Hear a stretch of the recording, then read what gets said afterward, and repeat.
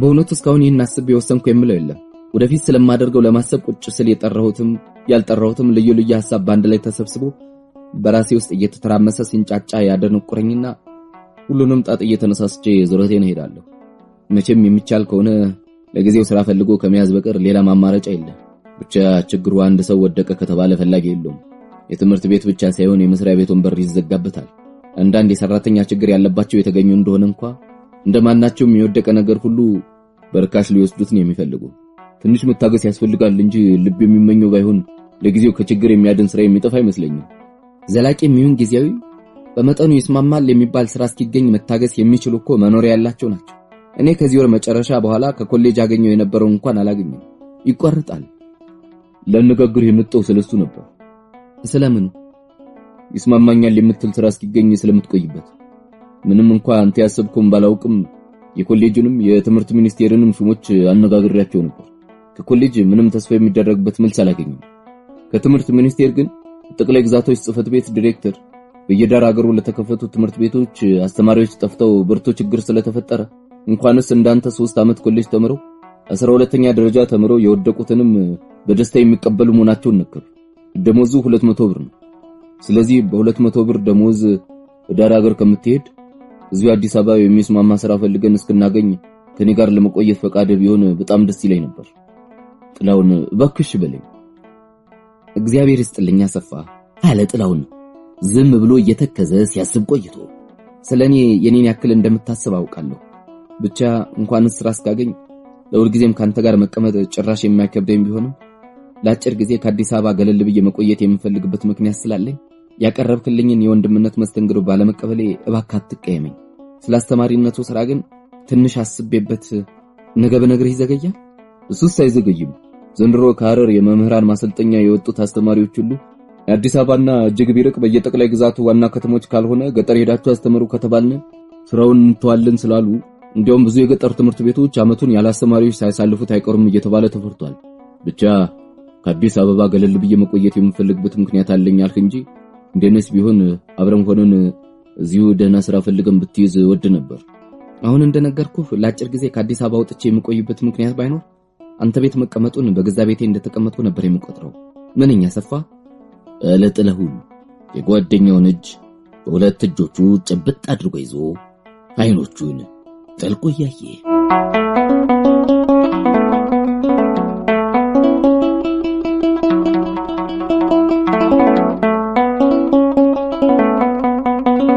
ምዕራፍ 3 ከጠረጠሩት ክፉ ያልጠረጠሩትን መልካም መስማት ያስደነግጣል።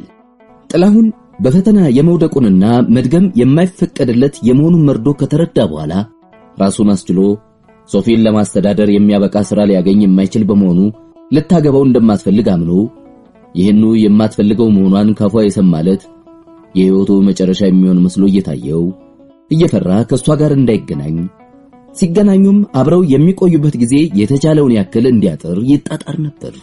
ከአሰፋ በረደድ ጋር ተሰነባብተው ከተለያዩ በኋላ እንደገና ወደ አልጋው ተመልሶ እንደልማዱ ተንጋሎ የማያዩ አይኖቹን አፍጦ ጣሪያው ላይ ሰቅሎ በትምህርት ሚኒስቴር ውስጥ ይገኛል የተባለውን የአስተማሪነት ስራ በሐሳቡ ያወጣ ያወርድ ጀመር። አረ ለመሆኑ አለ ዝም ብሎ ሲያስብ ቆየና እንደው ለመሆኑ አስተማሪ ሆኜ ዳር ሀገር ብሄድ የማስተምራቸው ልጆች ምን ያክል ጠቅማቸዋለሁ?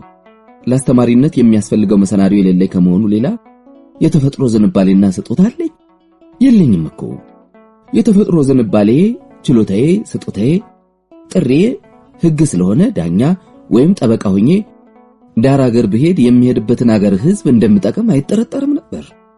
አስተማሪ ሆኖ መሄዱ ግን ከአዲስ አበባ ለመሸሻከል ካልሆነ በቀር ሶፊ ትንሽ በትንሽ ችላ ስትለኝ ፊቷን ስታዞርብኝ መጀመሪያ በሰርቆሽ ኋላ በጋድ ከሌላ ሰው ጋር ስትሄድ መጨረሻ ስታገባ ላለማየት ካልሆነ በቀር ራሴንም የማስተምራቸውንም እንደማይጠቅም የታወቀ ነው አለና በትምህርት ቤት ሳለ ትምህርቱን ሲጨርስ ጥሩ ስራ ይዞ ሶፊን አግብቶ እሱና ሶፊ እየተረዳዱ ወገኖቻቸውን ከድህነትና ከድንቁርና በሚያወጡበት መንገድ እየመሩ ለመኖር ወስኖ ያስቀመጠው ዕቅድ እንዳልነበር ሆኖ እሱ ቀርቶ ሌላ የሚኖርበት ፍለጋ በጨለማ እየዳበሰ መጨነቁም ማስገርሞት ግሩም እኮ ነው። ለካ ሰው ይህን አደርጋለሁ ይህን ሆናለሁ ብሎ የኑሮን ጎዳና በረጅሙ የሚያቀደው እንዲው በማያዝበት በሌሎች ስልጣን ገብቶ ነው። ለካ ሰው በኑሮ ሊያዝብ ይችል ለሚኖርበት ደቂቃ ብቻ እንጂ ከዚህ አልፎ ትናንትም ነገም የሱ አይደሉም። ትናንት የታሪክ ነገ የውርድ ድሎች ናቸው ሲል በር ተደጋግሞ ተመታ። ነገር ግን ጥላሁን ሐሳቡን ለራሱ እየተናገረ አልሰማም። ወይ ጉድ አለ ቀጠለና፣ የሰው ሕይወት እኮ ለባለቤቱ ብቻ አይደለም። የሰው ሕይወት ይልቁንም አቅም የሌለው ሰው ሕይወት ገነኞች እንደሚቆራቆዙበት ጥንግ ልዩ ልዩ ኃይል ያላቸው ተጫዋቾች የሚጫወቱበትና ከዚያ ክንዱ የበረታው ተጫዋች ወደ ግቡ የሚለቀው ነው። ሕይወቴ እኔ ብቻ የማዝበት ቢሆን ኖሮ እኔ የምመራውን መንገድ ተከትሎ እኔ ወዳቀድኩት ግብ እንዳይደርስ ሌሎች ስልጣንና ገንዘብ ክንዳቸውን ያበረታው ኃይለኞች ወደ ግባቸው ባለጉት ነበር። ወንዲራድ የገንዘብ አንቷን ያስተማሪነት ስልጣን ኃይላቸውን አስተባብረው ሕይወቴን ከግቤ ወደ ግባቸው ለቁት። ብቻ ከኃይለኞች ሁሉ ኃይል ያንድ ኃይል የእግዚአብሔር ኃይል ስለሚበልጥ ምናልባት ሕይወቴን እንደለጉት ወደ ግባቸው ሳይደርስ ይህ ኃይል የእግዚአብሔር ኃይል ደግሞ ወደ ሌላ መልሶ የለገው ይሆናል። ወዴት እንጃ።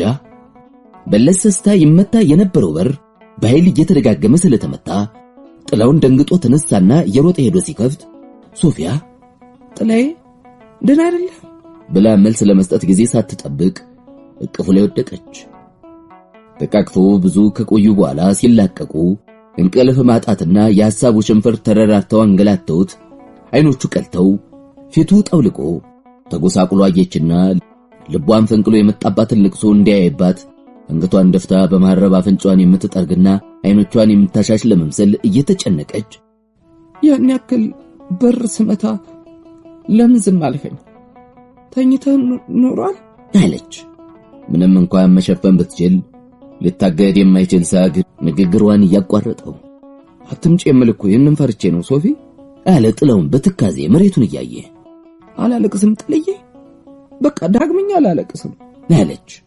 አፍንጫዋንም አይኖቿንም በማረቧ እየጠራረገች የውሸት ፈገግታ ፈገግ ብላ በር ስመታ ብዙ ቆየው እኮ ለምን ዝም አልክ? ተኝተህ ኖሯል? መተኛትስ አልተኛውም። ብቻ አሰፋ አንድ ነገር ነግሮኝ እሱ ስቦ ያመጣው ዛፍ ቅርንጫፍ በራሴ ሲንቻቻ ጆሮዬን ደፍኖት ኖሯል መሰለኝ አልሰማሁም አለ በቅርታ ፈገግ ብሎ። ይኸውልህ እኔን አታልቅሽ ስልሽ አትሰሚም ብለህ ትቆጣለህ። አንተ እባክህ ራስን እንዲህ አትበጥበጥ፣ እባክህ አትጨነቅ ስልህ እሺ አትልም። ይኸው ጥላዬ በስ አልደረሰብህም። ዛሬ ባንተ የደረሰባቸው ስንቶች ናቸው? ታዲያ እነሱ ሁሉ ከመሬት ጠፉ? አሉ እኮ ይኖራሉ። አንተም ሳትበሳጭ በርጋታ ካሰብክበት ምናልባት ትንሽ ጊዜ ይወስድ ይሆናል እንጂ ወደ አሰብከው ለመድረስ ምንም አያቅተህም። የለም አልበሳጭም ሶፊ አለ ጉንጯን፣ ግንባሯን፣ ፊቷን ሁሉ በማባበል እየደባበሰ። ልሙትልሽ አልበሳጭም። አሰፋ የነገረኝን ሳሰላስል በር መመታቱን አልሰማውም ያልኩሽ በብስጭት አይደለም።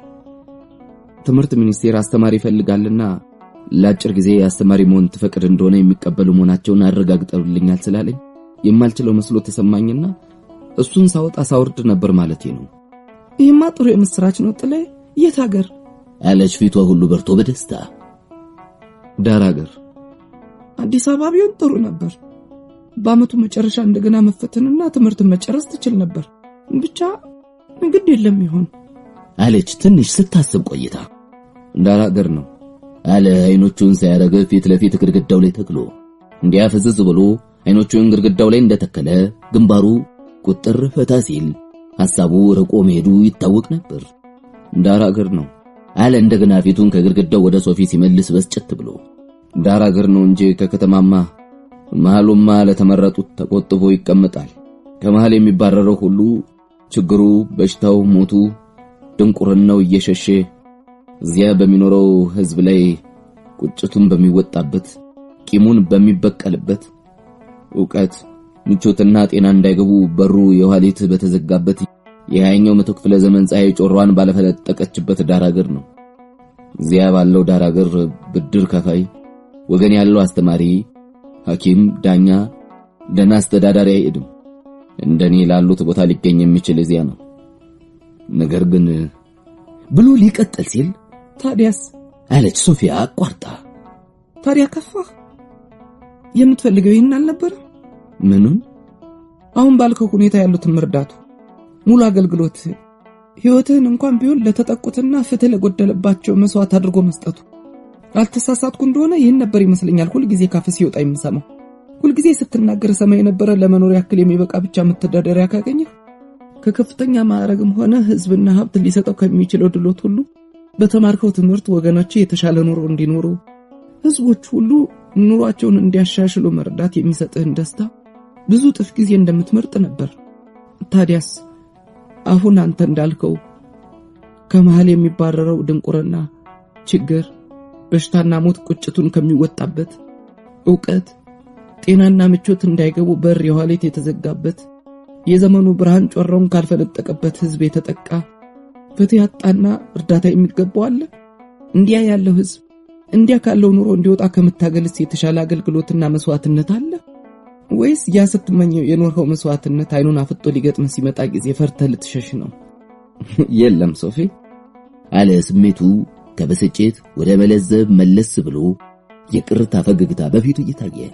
አላስጨረስሽኝም እንጂ ለመሸሽ አይደለም።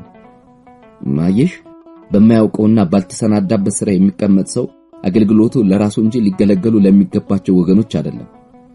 እንዲያውም ያለ ሰው የሚፈለግበትን አገልግሎት መስጠት የማይችል ከመሆኑም በላይ አውቀውና ተሰናርተው ሊያገለግሉ የሚችሉትና አገልግሎት ፈላጊዎች እንዳይገናኙ ቦታ ይዞ በመሐከላቸው አጥር ሆኖ የሚከለክል ነው። ስለዚህ እኔም ሰግቼ በሐሳቤ ሳወጣ ሳወርድ የነበረ በአስተማሪነት እንዳልተሰናዳሁ እያወቅሁ ለጊዜው ስለቸገረኝ ብቻ ስራውን ይዤ ብሄድ ለዚያ ስራ የተሰናዱትና ሊጠቅሙ የሚችሉትን ቦታ መያዜ በተለይ አገልግሎት የሚፈልገውን የዳር ሀገር ህዝብ አይጎዳም ወይ በማለት ነው። በዳኝነት ይሁን በጥብቅና ዳር ሀገር ስራ ተገኝቶ የሚሄድ ሰራተኛ ጠፋ ቢሉኝ ኖሮ እንኳንስ አሁን ትምህርቴ ተቋርጦ ባይቋረጥም በፈቃዴ አቋርጬ እስካሁን ባገኘው ትምህርት ዕውቀት ለመርዳት ወደዚያ ለመሄድ እንደመመርጥ አትጠራጠሪ። አልጠረጠረም። እስከዛሬም የማውቅህ አሁን እንዳልከው መሆንህ ነው። ብቻ ቀድም የዳር ሀገር ኑሮ ገሃነም አስመስለህ እዚያ ለስራ የሚሄዱትን የተኮነኑ የማይሄዱትን ታዳጊ መላእክት ያሏቸው የጸደቁ ነፍሳት አድርገህ ስትናገር ዳር ሀገር መሄድህን ገሃነም እንደመሄድ የጠላው ስለመሰለኝ ከማውቀው ሐሳብ የተለየ ሆነብኝና ትንሽ ቸገረኝ። አይደለም የዳር ሀገር ህዝብ ስለሚኖርበትና ወደዚያ ለስራ የሚሄዱት ሰዎች ስለሚመርጡት ሁኔታ ወደዚያ ለስራ የሚሄዱት ሰዎች ስለሚመረጡበት ሁኔታ እየተበሳጨው የተናገርኩት ጠቅላላ ነው፣ ስለራሴ አይደለም። አየሽ ሶፊ ዳር ሀገር ለስራ መላክ ያለ መወደድ የመጋዝ የወገን የለሽነት የመናኛነት ምልክት ሆኖ ታየና ዕውቀት፣ ችሎታ፣ እውነተኛነት ወገን ያላቸው ዳር ሀገር ሲባል ከስራው ቀድሞ የክፉ ምልክት እየታያቸው ወደዚያ መሄዱን ጠሉት። ከሌላ ወገን ደግሞ ዕውቀት፣ ችሎታ፣ በጎ ፈቃድና እውነተኛነት ያላቸው ሰራተኞች በየክፍሉ ባለመሄዳቸው የዳር ሀገር ኑሮ ተሻሽሎ ተወዳጅ የሚሆንበት ጊዜ እየቀረበ በመሄድ ፈንታ የራቀ ሄደ። ታዲያ ይኸውልሽ እንዲህ ያለ መውጫ የሌለው አዝዋሪነት ተፈጠረና የዳር ሀገር ህዝብ የዜግነት ተግባሩን ሳያጎድል የዜግነት መብቱ የጎደለበት መሆኑ ሲታይ ያበሳጫል።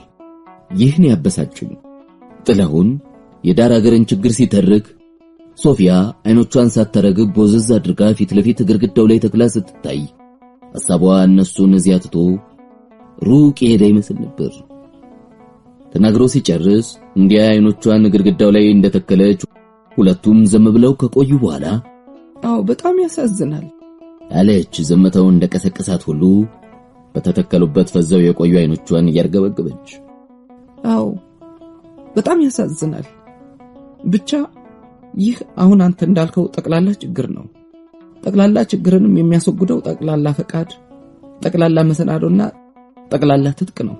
ስለዚህ እስቲ ጠቅላላውን ችግር ለጠቅላላው ፈቃድ፣ ለጠቅላላው መሰናዶና ትጥቅ ትተን ወደ ራሳችን ችግር እንመለስ አለች። አይኖቿን ከግድግዳው ወደሱ መልሳ ጥላሁን ልቡ ከሰሩ እንደተናጋ የሰራ አካላቱ ህንጻ ከመሰረቱ ቀስ ብሎ እንደሚሸሽ ጠቅላላ ዝለት ጠቅላላ ድካሙ ተሰማውና ራሱን እንደማዞር አይኖቹን እንደመሸፈን ስላደረገው አንገቱን ደፍቶ ዝም አለ። ሶፊያ ትንሽ ቀደም ብላ የትምህርት ሚኒስቴር የሚሰጠውን የአስተማሪነት ስራ ተቀብሎ ወደ ዳር ሀገር እንዲሄድ ስትገፋፋውና ወደ ኋላ እንዳይሸሽ መንገዱን ስትዘጋበት ከሷ እንዲርቅላትና ከሱ ነፃ እንድትሆን የፈለገች መስሎ ቢሰማውም እንዲህ ያለውን ነገር መስማትም ማወቅም ስለማይፈልግ ስለሚፈራ ምንም እንዳልተሰማው ሁሉ በፍጹም ገምነት ስለራሱም ስለ ዳር አገሩም ሲነግራት በጥልቅ ሐሳብ ተውጣ ቆይታ ጠቅላላውን ትተን ወደ ራሳችን ችግር እንመለስ ስትል ያን መስማት የማይፈልገውን የጠላውም ፈርቶት የሚሸሸውን የጋብቻቸውን ነገር ልታነሳ ነው ብሎ ልቡ እንደሚቃጠል ሻማ እየቀለጠ በውስጡ የሚፈስ መሰለውና ጠቅላላ ዝለት ጠቅላላ ድካም ስለተሰማው የተደፋ ራሱን በሁለት እጆቹ ደግፎ ዝም አለ። ጥላዬ ደህና አይደለህ ማለች ሁኔታውን ስታይ ደንግጣ አልመለሰም። ጥላዬ ያለች በድንጋጤ ከተቀመጠችበት ተነስታ በፊቱ ተንበርክካ ደህና ነኝ እኮ አንድ ነገር ትዝ ብሎኝ ነው አለ በፊቱ ተንበርክካ ሲያያት እንደማስተጋባት ብሎ ያመመ መስሎኝ በጣም ደነገጥኩ ያለች ተነስታ ወደ መቀመጫው ሄዳ ስትቀመጥ ደህና ነኝ ወደ ራሳችን ችግር እንመለስ ብለሽ ነው ንግግርሽን ያቋረጥሽው ስለ ራሳችን ችግር ምን ልትይ ነበር አለ የማይቀረውን ለመስማት ሸሽቶ የማያመልጠው መርዶ ለመረዳት ያለውን ድፍረት ሁሉ አጠራቅሞ ወደ ራሳችን ችግር ያልኩ እንኳን እንዴው ነው እንጂ ችግሩ እኔን የሚጨምር አይደለም ያንተ የራስህ ብቻ ነው አለችና ቀጥላ ለመናገር ያለችበትን የምትጀምርበት አጣ እየፈለገች ለአጭር ጊዜ ዝም ስላለች ጥላሁን የባሰውን ግራ ገብቶት ግንባሩን ኮስተር አድርጎ ምንም ሳይናገር ይመለከታት ጀመር። አየህ ጥላዬ ያንተ አይነተኛ ችግርህ ብዙ ያወቅ ራስን ብቻ ለማወቅህ ትክክለኛ ፍርድ ለሁሉ እየተመኘህ አንተ ለራስህ ብቻ ትክክለኛ ፍርድ የማትሰጥ መሆንን ነው። እንዲህ ያለው ምን ትሏለህ አለች የተቸገረ ስሜቷን በሚገልጽ አዘንተኛ መልክ የተኮሳተረ ፊቱን እያየች። እንዴት ምን ማለትሽ ነው? አዎ ሁልጊዜ ስለራስ የምትሰጠው ፍርድ ትክክለኛ አይደለም። ያወቅ አላውቅም እየቻልክ አልችልም ትላለህ። የራስን አለማወቅ አይባልም። ለምሳሌ ቅድም ዳራገር አስተማሪ ሆኜ ሄድኩ እንደሆነ ለአስተማሪነት ስላልተሰናዳሁ ከንቱ ላልጠቅም የሚጠቅሙትን ቦታ ይዤ አገልግሎት የሚፈልገውን ህዝብ ጎዳለሁ አልከኝ። ይህ እውነት አይደለም። እውነተኛው ነገር በማናቸውም ትምህርት ለአንደኛ ደረጃ አስተማሪዎች ለመሆን ከሚሰናዱት ሰዎች የበለጠ መሰናዶ ያለ መሆንን ነው። ምክንያቱም ለኮሌጅ መግቢያ የሚያስፈልገውን ከፍተኛ ትምህርት ሁሉ ያጠናቀቅና 3 ዓመት ኮሌጅ ሊሰጠው ከሚችለው ትምህርት በላይ ያለ ከመሆኑን ሌላ የምታውቀው ለምታስተምራቸው ሁሉ የምታስተላልፍበት የጠበቆች የግል ንብረት የሆነ የማስረዳት ችሎታ አለ። እረ ለመሆኑ ለአስተማሪነት መሰናዳት ማለት እንዴት ነው? መጀመሪያ የሚያስፈልጉትን ትምህርቶች ማወቅ ከዚያ የሚያውቁትን ለማያውቁት እንዲቀበሉት አድርጎ ለማስተላለፍ መቻል አይደለም? ታዲያ በዚህ ለአስተማሪነት የሚሰናዱት ካንተ ይሻላል አይመስለኝም። ስለዚህ ለአስተማሪነት ስላልተሰናዳው የአስተማሪነት ስራ ይዤ ዳር አገር ብሄድ እዚያ ያለውን ህዝብ ጎዳለሁ ብለህ የምትሰጋው ስጋት ከንቱ ስጋት ነው። ጥላይ ከሚያስፈልገው ትምህርት ችሎታም ሌላ የመርዳት ፈቃድና የአገልግሎት ፍላጎት ያለ ስለሆነ የምትሄድበትን አገር ህዝብ እንዲያውም ለአስተማሪነት ከተሰናዱት የበለጠ ተጠቅመዋለህ እንጂ አትጎዳውምና ሂድ እባክህ ጥላይ ጥሩ አጋጣሚ ነው ሂድ። ጥላሁን አንገቱን ደፍቶ ግንባሩን ቁጥር ፈታ እያደረገ ሶፊያ የምትለውን እየሰማ የእሱ አስተማሪ ሆኖ ዳር አገር መሄድ እውነት እሷ እንደምትለው እዚያ ያለውን ህዝብ የሚጠቅም ወይስ እሱ እንደሚለው የሚጎዳ መሆኑን በማመዛዘን ፈንታ ከሷ ርቆ እንዲሄድ አንድ ጊዜ ከሄደ መመለሱ በሚያጠራጥርበት አገር እንዲሰደድ ያን ያህል የምትለምንበትን ምክንያት ይመረምር ነበር። በመጨረሻ ያ የተናገረችው ሁሉ ያን ያክል የምታባብለው ሁሉ ያኑ ቀደም ብሎ የጠረጠረውን ወዲያ የሄዶላት ነፃ ለመሆን መፈለጓን የሚያረጋግጥ መስሎ ስለተሰማው አንገቱን በደፋበት መሬት እያየ ሲተክዝ ቆይቶ ምክር ነው ወይስ ትዕዛዝ አለ ፊቱን ወደሷ ቀና አድርጎ። ምክርም ትዕዛዝም አይደለም ልመና ነው። እሺ ሄዳለሁ አለና እንደገና አንገቱን ደፍቶ ይተክዝ ጀመር። ጥላይ አንድ ሌላ ነገር ልለምንህ አለች እሷም እንደሱ አንገቷን ደፍታ መሬት እያየች ስትተክዝ ብዙ ቆይታ። ምን ቀድመሽ በለኝና አሁን ልትነግረኝ ነው?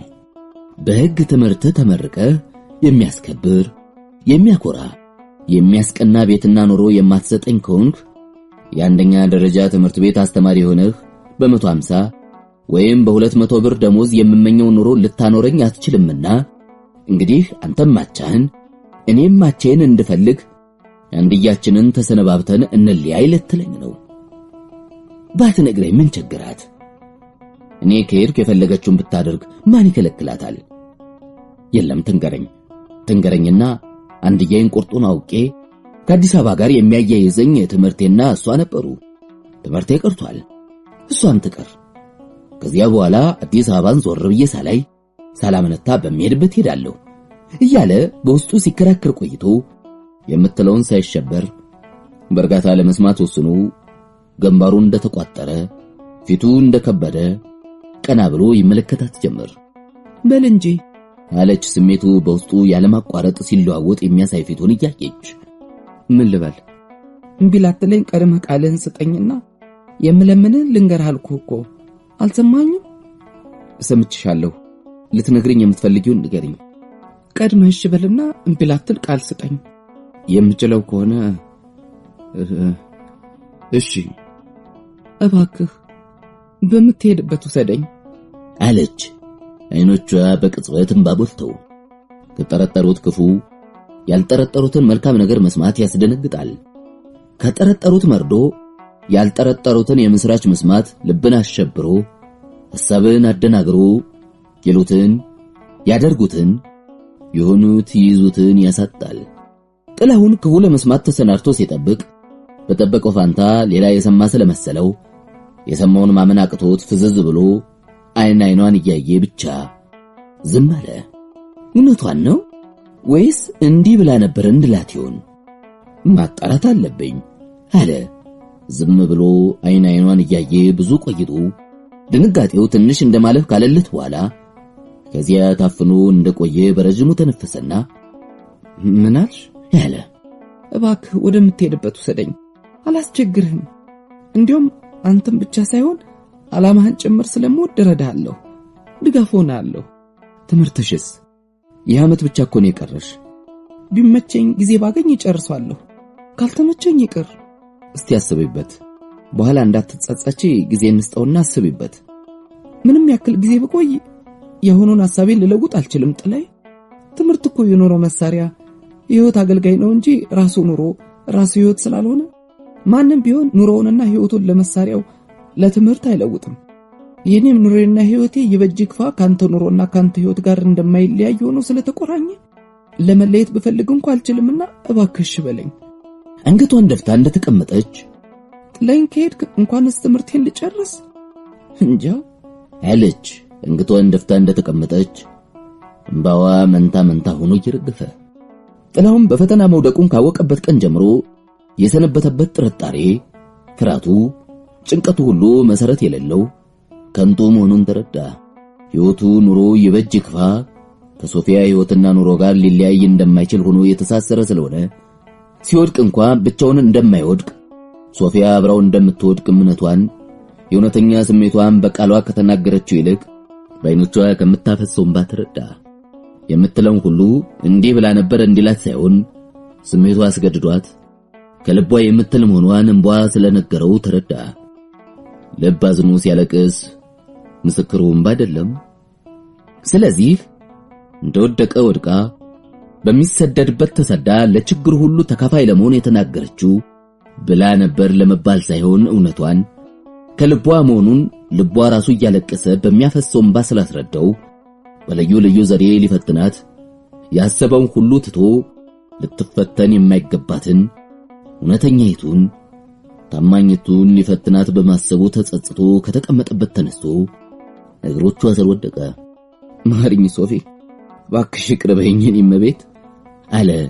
እንደተንበረከከ እግሮቿን በሁለት እጆቹ ይዞ ራሱን በጉልበቶቿ መሃል ቀብሮ እባክሽ ማሪኝ፣ አንቺን የገጠመኝ አንቺን ያመጣልኝ መልካም ዕድል ተጣልቶኝ ሲቶኝ አንቺም ከሱ ጋር አንቺን ካመጣሽ ዕድል ጋር አብረሽ የምትሄጂ የምትተይ መስሎኝ ፈርቼ አንቺም እንደድሌ ፊትሽን ያዞርሽብኝ እንደሆነ ቸላ ያልሽኝ እንደሆነ እሱን ማየቱ ሞት መስሎኝ እንዲህ ያለውን የቁመና ሞት እንዳላይ የምሸሸግበት የምጠፋበት ስፈልግን የሰነበጥኩ እንደድል የማትለወጪ መሆንሽን ተረድቼ የፍራትን የጭንቀትንና የጥርጣሬን ፈተና መቋቋም ያልቻልኩ ደካማ ጎዶሎ በመሆኔ ማሪኝ። ከመጠን ያለፈን የምወድሽ ሶፊ፣ ከመጠን ያለፈ የሚወድም የሚወዳት እንዳታመልጠው ከመጠን ያለፈ ፈርቶ ቢያጠፋ ጥፋቱ የፍራት እንጂ የክፋት ባለመሆኑ ምህረት ሲለምን መከልከል ስለማይገባ እባክሽ ምህረት አድርጊልኝ።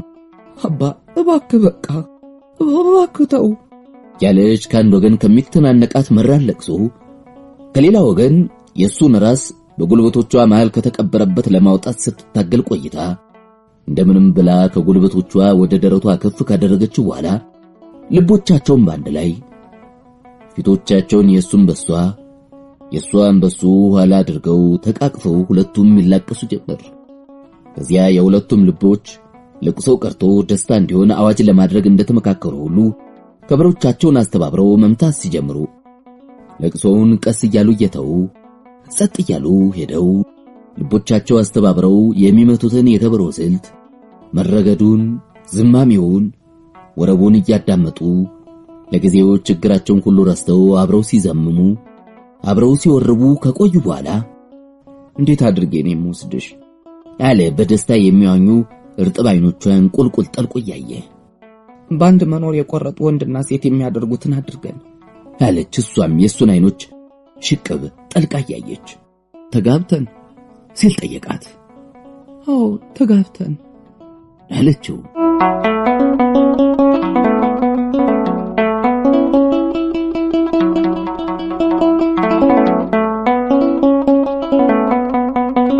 ምዕራፍ 4 ቄስ እግዚአብሔር ጥላሁንና ሶፊያ እንዲጋቡ ከወሰኑበት ቀን ማግስት ሁለቱም አንድ ላይ በአስተማሪነት እንዲቀጠሩ ለትምህርት ሚኒስቴር ማመልከቻ አቅርበው ጥላሁን የሌባቦር ጠቅላይ ግዛት ውስጥ የኪ በምትባል የወረዳ ከተማ ተመደበ።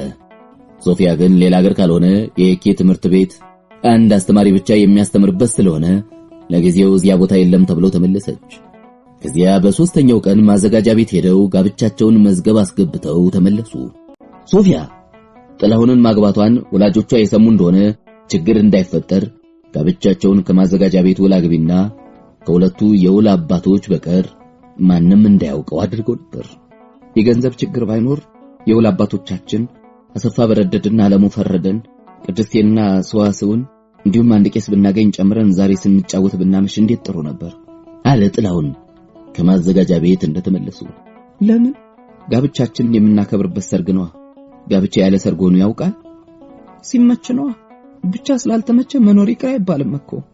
ሰርጉስ እስቲ እሺ ይቅር ባይሆን እንኳን ትንሽ ነገር አድርጎ ጋብቻውን ይበጅ ያድርግ ብሎ የሚባርክ ማያስፈልግ ቄስ ማለት ነው? አዎ የሚያስፈልግ ይመስለኛል። እንዲሁ ብቻውን ጠርተን ተጋብተናል ጋብቻችንን ባርክልን እንለዋለን ወይስ እንዴት ነው? አለች ሶፊያ እየሳቀች። ዛሬ ራታችንን ወይም ነገ ምሳችንን አብረን በልተን ሁኔታችንን ሁሉ ገልጸን የተጋባንበትን የምስክር ወረቀት እናሳያቸውና ይባርኩን እንላቸዋለን። ሰርግ ካልደገሳችሁ አልባርክም ይላሉ። ጥሩ ነው አለች ሶፊያ። ዝም ብላ ቆይታ አንድ ሐሳብ በራሷ ብቅ ብሎ ስለታያት ትንሽ ፍርጥም አለችና ምን አሳቀሽ አለ ጥላሁንም ፍርጥም ስትላይቶ። አንተ ነገር አስቤ ነው ሌላ ጊዜ እነግርሃለሁ። ለምን አሁን አትነግረኝም?